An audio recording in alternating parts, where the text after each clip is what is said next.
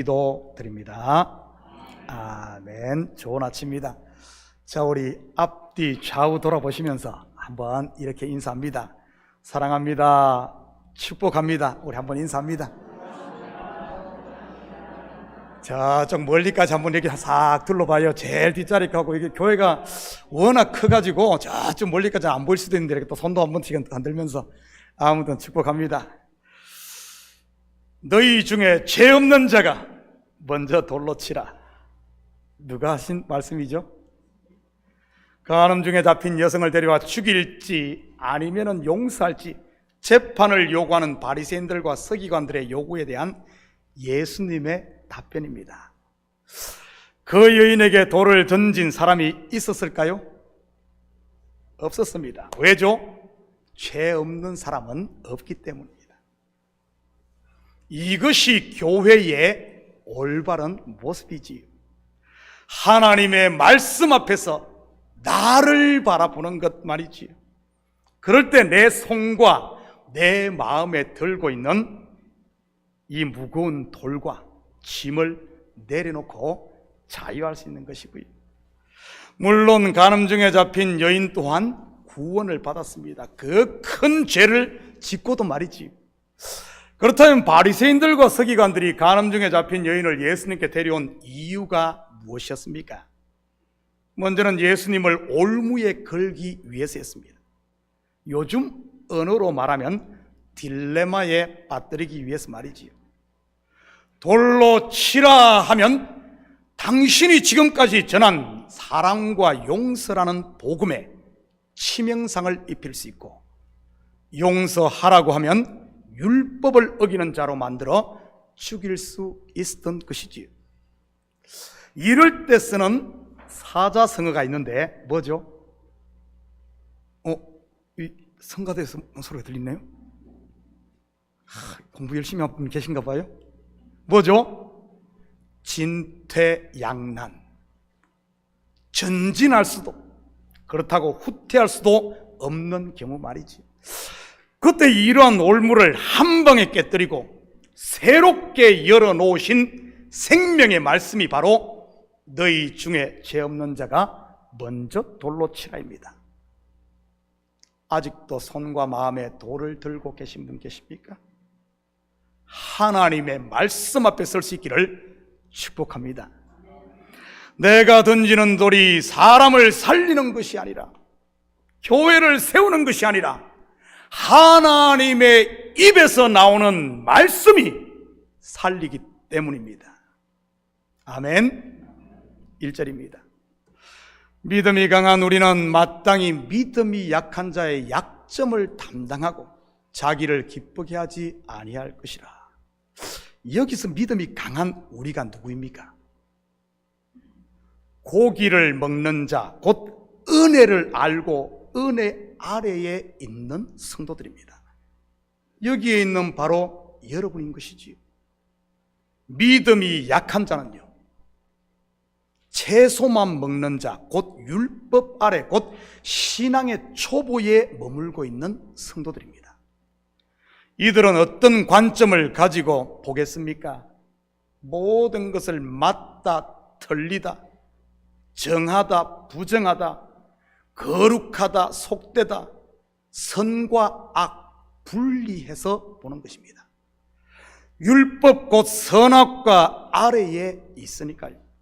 우리 14장에서 공부했듯이 이들은 언제나 비판하고 판단하고 정죄를 일삼는 것입니다. 심지어 남의 하인 곧 하나님의 종들까지도 말이지요. 여러분, 약점이 뭐죠? 여기서 약점으로 번역된 헬라어 타 에스테네마타, 타 에스테네마타는 연약한이라는 뜻입니다. 연약한. 예를 들어 우리 몸의 지체 가운데 연약한 부분이 있으면 어떻게 됩니까? 쉽게 노출이 되고 드러납니다. 그러다 보니 사람들의 눈에도 쉽게 띄고요. 그렇다면 율법 아래에 있는 연약한 성도들의 약점이 무엇이라는 말입니까? 쉽게 띄고 드러나는 것, 바로 서로를 비판하고 정죄하고 판단하는 것이라는 말로서 성령의 법에 이끌린 것이 아니라 육신의 생각, 곧 자기 생각에 치우쳐 있다는 말입니다. 한마디로 자기에 매여 산다는 그런 말이지요. 이것은 우리 사람의 성장 과정을 봐도 쉽게 이해할 수 있습니다. 어린아이일수록 자기 중심적이지 않던가요? 그리고 어른이 되면 사고의 폭도 넓어져 나를 벗어나 가정을 돌볼 수 있고 직장 동료나 친구, 심지어는 남을 위해 자기를 희생하기까지 하는 것이지. 여러분 주위에 이런 연약한 성도가 있습니까? 어떻게 해야 되겠습니까? 약점을 담당하고 불쌍히 여기고 품어주라는 말입니다. 맨날 불평만 한다고 옆에서 핀잔 주지 마시고 왕따시키지 마시고요. 그렇다고 어린아이가 하는 비판이나 정죄 그리고 판단을 덩달아 따라하지도 마시고요. 어린아이가 어른을 보고 배워야지 다 큰 어른이 어린아이를 보고 따라해서야 되겠습니까? 그런 일들은 코미디 프로에서나 있는 일이지요. 그런데 우리는 어떻게 하고 있습니까? 약점을 담당하고 있습니까? 아니면 오히려 상대의 그 약점을 이용해 자기를 높이고 자기 의의를 드러내는데 사용하고 있습니까? 바로 본절에서 말하는 자기를 기쁘게 하는 것 말이지. 요즘 세상이 그렇지 않습니까?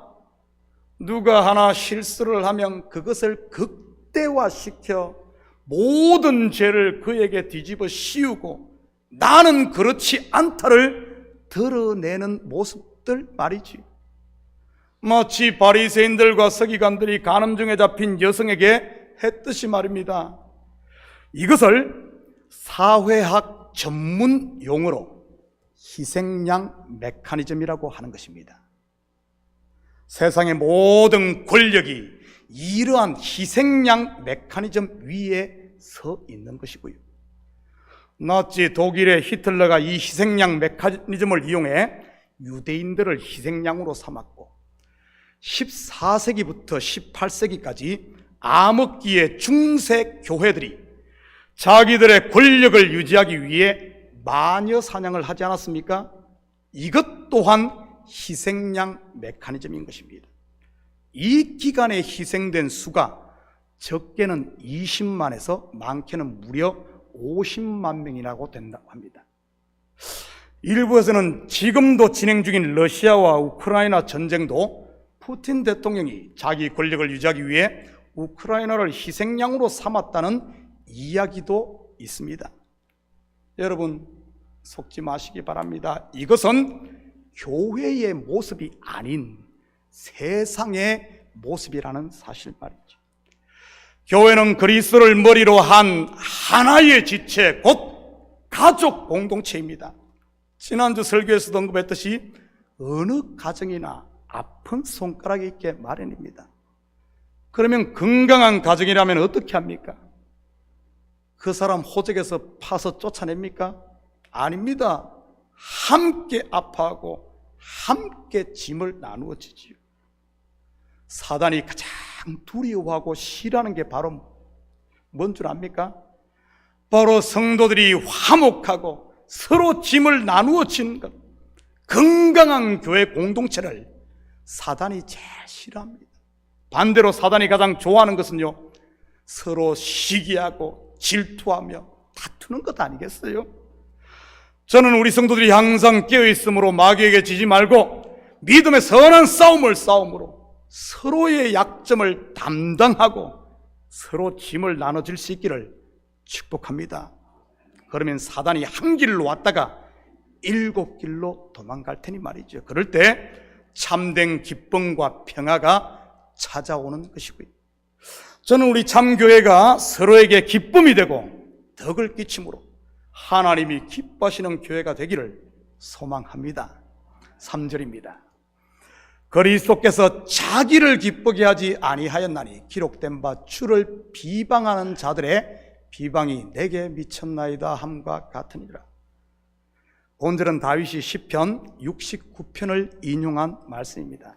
잠시 우리 시편 69편 앞뒤 문맥을 한번 살펴보도록 하겠습니다. 시편 69편 7절에서 9절입니다.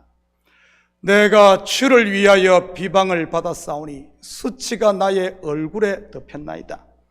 내가 나의 형제에게는 객이 되고 나의 어머니의 자녀에게는 낯선 사람이 되었나이다. 주의 집을 위하는 열성이 나를 삼키고 주를 비방하는 비방이 내게 미쳤나이다. 이 시편은 사울 왕이 시기 질투에 눈이 멀어 자기의 권력을 이용해 다윗을 모함해 죽이려고 할 때를 배경으로 하고 있습니다. 어제까지만 해도 사울이 죽인 자는 천천히요 다윗이 죽인 자는 만만히로다 노래하던 그 많은 백성들이 하루아침에 다윗의 원수가 되었던 것이지. 이것이 사울을 왕으로 모신, 사울은 율법 아닙니까? 율법을 왕으로 모신 이스라엘의 모습인 것이고요. 심지어 그의 가장 가까운 가족까지도 다윗을 도울 수 없는 그런 상황이 되었습니다. 그때 다윗의 심정이 어땠겠습니까? 사실 지금까지 다윗이 한 일이 뭐죠? 이스라엘의 하나님 만군의 여호와의 이름을 모독하는 적장 골리앗을 자기 목숨을 내놓고 가서 싸워 죽인 일 아닙니까? 이스라엘을 구원한 일이지요. 그가 자기의 이름을 내기 위해서 한 일입니까? 아닙니다. 주의 집, 곧 이스라엘을 위해 한 일입니다. 그런데 그 결과는요, 수치와 비방입니다.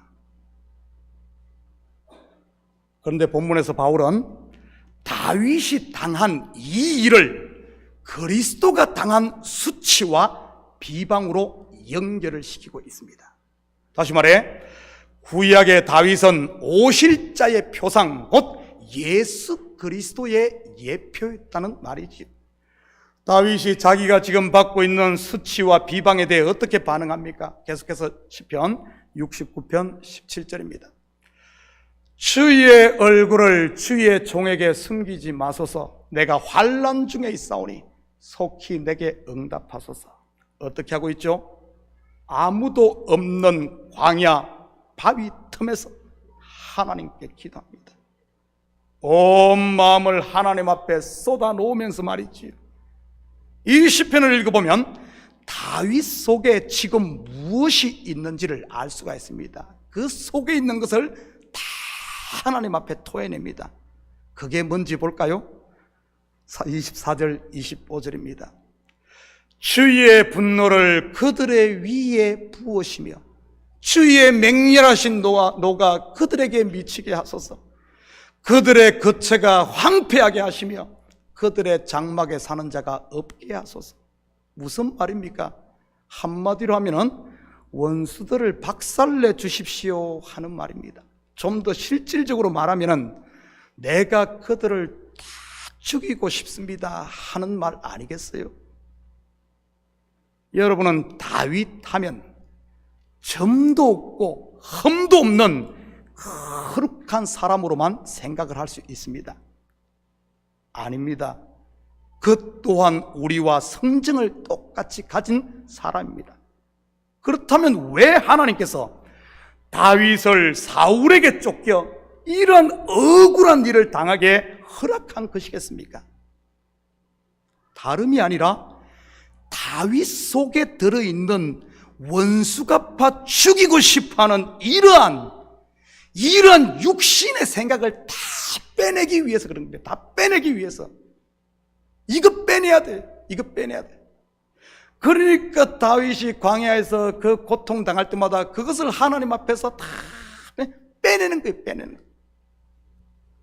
환난과 핍박, 연단과 시험이라는 방법을 통해 말이죠. 이렇게 하나님 앞에 다 쏟아놓으며 거추하고 더러운 다윗 속에 있는 육신의 생각, 죽이고 싶은 생각, 이런 것들 하나님께 다 토해낸 다윗. 어떻게 시편 69편이 마무리되는지 볼까요? 30절에서 32절입니다. 내가 노래로 하나님의 이름을 찬송하며 감사함으로 하나님을 위대하시다 하리니 이것이 소 곧 뿔과 굽이 있는 황소를 드림보다 여호와를 더욱 기쁘시게 함이 될 것이라.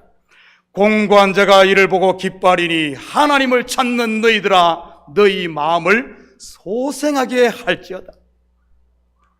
억울함이 변하여 하나님 앞에 다 빼내고 나니까 그 하나님 앞에 쏟아놓은 우리의 추하고 더러운 것을 영적으로 보면 예수님께서 십자가에 져서 다 없애버리고, 그리고 거기에다가 억울함이 변하여 찬양으로 채워지고 불평이 변하여 감사가 되었던 것입니다.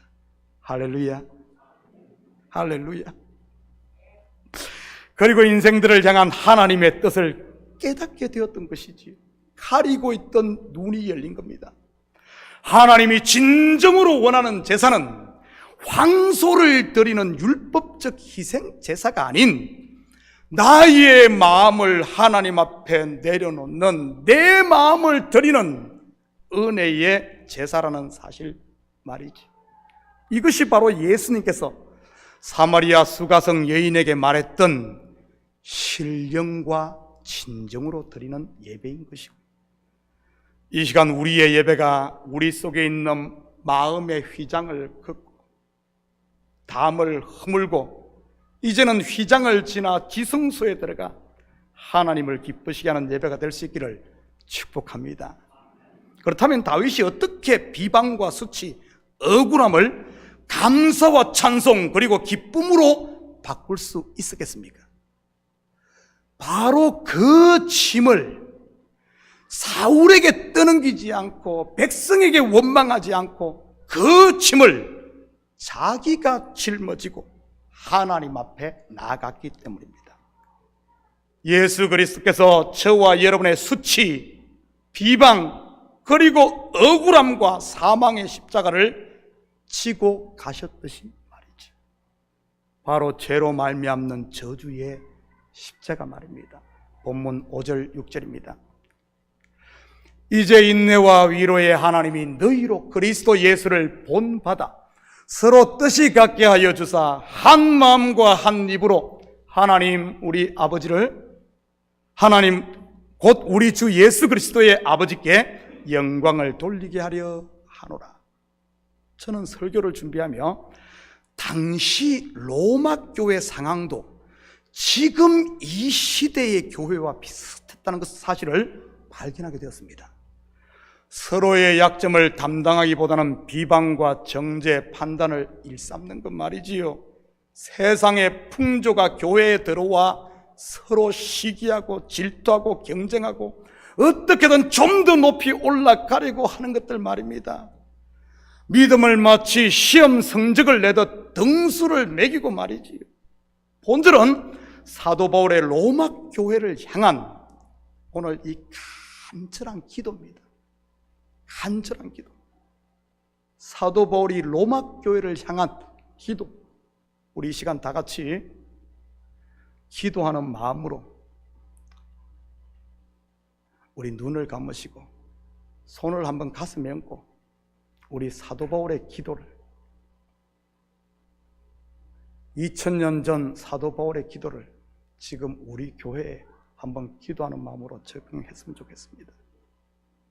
눈을 감으시고 손을 올리십시오. 마라나타, 마라나타. 이제 이곳에 주님이 오셨습니다. 서로 잘났다고, 누구는 죄인이라고, 누구는 죽어 마땅하다고 서로 손가락질하며 손에 돌을 들고 마음의 원망과 정죄의 칼을 들고 있었던 나에게 말이지. 그런 우리에게 주님이 이렇게 말씀하십니다. 나는 너의 짐을 지고 십자가에 달려 수치와 비방과 모욕을 다 당했는데 너는 지금 뭐하고 있니? 언제까지 그러고 있을래? 너 그리스도인 맞지? 그렇다면 이제 서로의 짐을 나누어 지고 한 마음과 한 입으로 하나님께 영광을 돌려야 하지 않겠니? 그게 마땅한 성도의 삶이란다. 눈을 뜹니다. 사도 바울의 기도가 정확하게 이 이야기입니다. 그 당시 로마 교회가 이루고 있었거든요. 그 이야기. 바울의 간절한 기도가 우리 교회 가운데, 이 시대 교회 가운데 성취되기를 축복합니다. 7절 다 같이 한 목소리를 읽겠습니다. 시작. 그러므로 그리스도께서 우리를 받아 하나님께 영광을 돌리신 것 같이 너희도 서로 받으라. 그리스도께서 우리를 받는 것, 받은 것, 곧 우리가 치고 있는 짐을 대신 지실 때 바로 그것이 하나님께 영광이 되었다고 말합니다. 반대로 우리를 받지 않고 너는 죄인이니까 네 죄값을 네가 치러 했다면 어떻게 됐을까요? 그것은 하나님께 영광이 되지 않는다는 말입니다. 그렇다면 그리스도께서 어떻게 하는 것이 하나님께 영광이 된다는 말입니까? 짐을 대신 지는 것, 그 십자가에 달려 돌아가시는 것입니다. 영광이 뭐죠? 어떻게 하는 것이 하나님께 영광 돌리는 것입니까? 두 손 들고 하나님 영광 받으소서 하면 하나님께 영광이 되는 것입니까? 상 받는 시상대에 올라가 하나님께 영광을, 이러면 영광이 됩니까? 그렇다면 상 못 받은 사람은 하나님께 영광을 돌릴 수 없는 것일까요?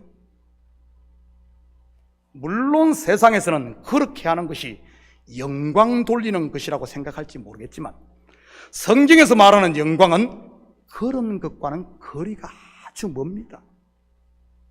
먼저 영광은 헬라어 원어로 독사입니다. 문은 뱀 독사가 아니고요. 독사. 영광, 곡 독사는 신약 성경에 166번 나옵니다. 구약은 히브리어로 기록되었는데 히브리어로 영광은 카보드입니다. 즉 키보드가 아니고요. 카보드. 원래 카보드, 독사라는 말의 어원을 살펴보면 무거움, 무게라는 말에서 유래했습니다. 바로 무거운 짐을 진다는 그런 말이지요. 그렇다면 성경에서 하나님의 영광이 가장 찬란하게 드러난 곳이 어디입니까? 바로 십자가입니다. 물론 짐 중에 가장 무거운 짐은 온 백성들의 죄를 홀로 짊어진 예수 그리스도의 십자가인 것입니다. 가장 무거운 짐, 그 짐을 질 때 하나님의 영광이 찬란하게 빛난 것입니다. 여러분, 성도로서 하나님께 영광 돌리는 삶을 살기 원하십니까? 우리의 주님이신 그리스도가 그랬듯이 서로의 짐을 지고 서로 받을 수 있기를 축복합니다. 요한일서 4장 10절 11절입니다. 사랑은 여기 있으니 우리가 하나님을 사랑한 것이 아니요 하나님이 우리를 사랑하사 우리 죄를 속하기 위하여 화목제물로 그 아들을 보내셨습니다. 사랑하는 자들아, 하나님이 이같이 우리를 사랑하셨은즉 우리도 서로 사랑하는 것이 마땅하도다. 서로 사랑하는 것, 곧 서로의 짐을 나누어 지고 서로 용납함으로 하나님께 영광 돌리는 저와 여러분이 되시기를 다시 한 번 더 축복합니다. 8절 9절입니다. 내가 말하노니 그리스도께서 하나님의 진실하심을 위하여 할례의 추종자가 되셨으니 이는 조상들에게 주신 약속들을 견고하게 하시고 이방인들도 그 긍휼하심으로 말미암아 하나님께 영광을 돌리게 하려 하심이라. 기록된 바 그러므로 내가 열방 중에서 주께 감사하고 주의 이름을 찬송하리라 함과 같으니라. 여기서 할례의 추종자가 되었다는 말이 무슨 의미일까요? 난지 8일 만에 받은 그 할례를 말하는 것일까요? 물론 그런 의미도 있습니다. 그렇지만 본절의 이 말씀은 좀 더 깊은 의미를 가지고 있지요. 할례가 뭐죠? 남자의 생식기 끝을 자르는 것으로 죽음을 의미합니다. 죽음이 어떻게 왔죠? 죄의 삭선 사망이요, 바로 죄의 결과인 것입니다. 그런데 예수님은 분명 하나님의 아들로서 죄가 없으신 분인데 왜 할례를 받아야만 했을까요? 본절에서 할례의 추종자가 되었다는 말은 바로 이 이야기인 것입니다. 죄가 없음에도 불구하고 죄인의 몸을 입고 오셔서 죽으신 것 말이지. 다르게 표현하면 율법 아래로 오신 것 말입니다. 왜죠? 바로 율법 아래에 있는 유대인들을 구원하기 위해서. 또 왜죠? 죄 아래에 있는 이방 죄인들을 구원하기 위해서. 예수님께서 친히 우리 가운데 사람의 몸을 입고 우리 가운데 오신 것입니다. 여러분 가운데 믿음이 성숙해 먹고 마시는 일에 자유한 분 계십니까? 그렇다면 그 자유를 조금만 절제해 아직 믿음이 연약해 먹고 마시는 일에 자유롭지 못한 분을 위해 좀 배려하면 안 될까요? 눈높이를 좀 맞추는 것 말이지. 보이지도 않는 저 높은 곳에 혼자 앉아서 올라오라고 그래 소리만 치지 마시고요. 그래서 함께 찬양하고 함께 감사하며 그리고 함께 즐거워하는 것 말입니다. 이것이 바로 교회요, 하나님의 나라인 것이니까요. 서로의 짐을 나누어지고 한 마음과 한 입으로 하나님께 영광 돌리는 것 말이죠. 그런 면에서 보면 하나님 나라의 모습을 가장 잘 보여줄 수 있는 곳이 저는 우리 성가대가 아닌가 생각해 봅니다.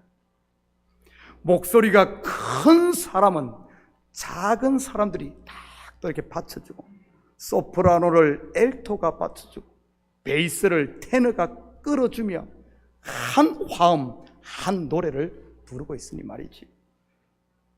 물론 우리 찬양팀도 마찬가지고요. 주방 봉사도 마찬가지겠네요. 각각 다른 재료와 조미료를 넣는데도 멋진 하나의 맛을, 하모니를 만들어 우리의 입을 즐겁게 하니 말이지요. 입만 즐겁습니까?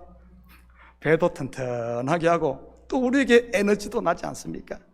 13절입니다.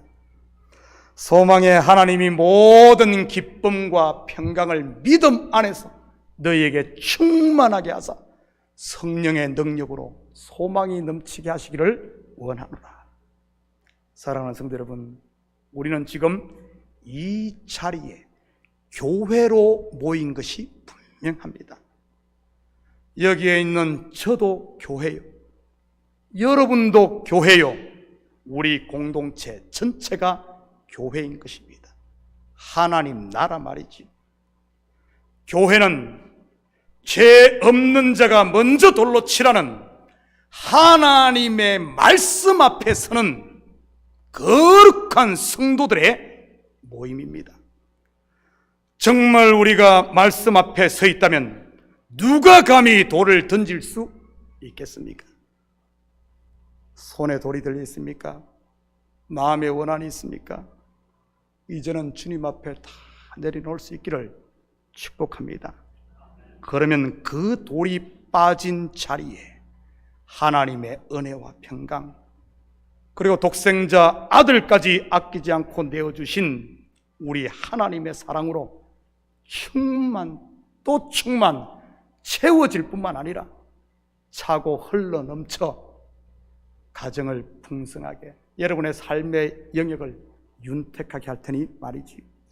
이것이 바로 교회의 본 모습이요, 이것이 바로 진정한 부흥이니까요.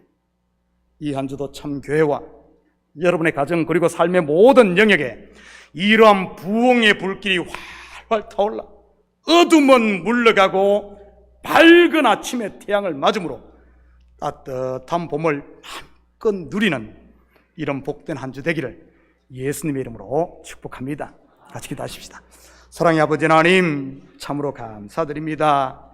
맞습니다. 우리에게 때로는 연단이 있고 때로는 어려움이 있는 이유는 바로 우리 속에 남아있는 아버지 하나님 육신의 생각들을 다 빼내고 그 자리에 하늘의 신령한 은혜와 평강과 감사, 정말 세상이 줄 수 없는 그 평강을 주기 위함임을 다시 한 번 더 말씀을 통해 보게 됩니다. 우리 하나님, 우리 속에 이런 것들이 있다면은, 세상 것들이 있다면은 아버지 하나님 골방에 들어가 주님 앞에 다 쏟아놓게 하시고 그 빈자리를 하늘의 신령한 곳으로 충만하게 채워주셔서 눈물이 변하여 기쁨 되게 하시고 슬픔이 변하여 감사되게 하시고 우리 입술에 찬양으로 가득 차 하나님이 주신 이 교회 공동체, 하나님이 주신 우리의 생명, 주를 위해 온전히 살며 그리스도의 정인으로 세상 가운데 나타나게 도와주시옵소서. 감사드리며 예수님의 이름으로 기도드립니다. 아멘. 자, 우리 다 같이 자리에서 일어납니다. 찬송 456장 우리 찬송 들으신 후에 축도로 예배를 마칩니다.